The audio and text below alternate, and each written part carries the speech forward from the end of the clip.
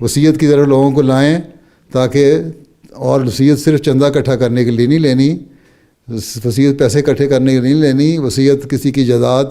کو جماعت کے نام لگوانے کے لیے نہیں لینی، بلکہ وصیت کا بہت بڑا مقصد یہ ہے کہ اس کے ساتھ آپ کا تقویٰ کا معیار جماعت کا افراد کا بڑھے، ٹھیک ہے،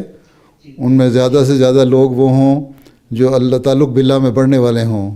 زیادہ سے زیادہ لوگ وہ ہوں جو نمازوں کی حقیقت میں صحیح ادائیگی کرنے والے ہوں،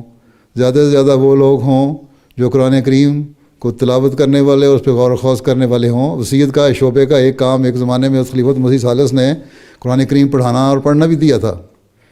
ٹھیک ہے، اور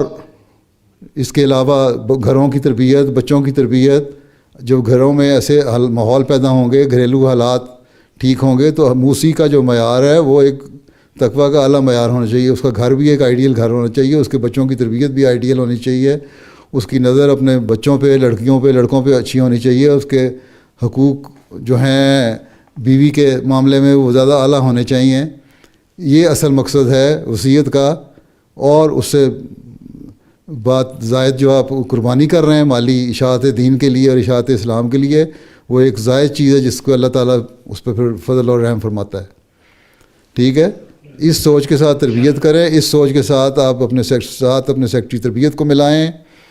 اور اس سوچ کے ساتھ لوگوں سے ذاتی رابطے کر کے موسیان سے ان کو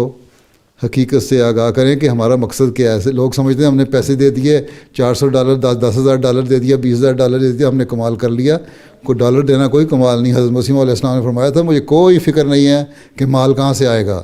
مال آئے گا اور بے شمار آئے گا اللہ تعالیٰ کے فضل سے، مجھے فکر ہے تو صرف یہ کہ تمہاری تقویٰ کا معیار قائم رہے گا کہ نہیں۔ بس وصیت کے شعبے کا بہت بڑا ایک کام یہ ہے۔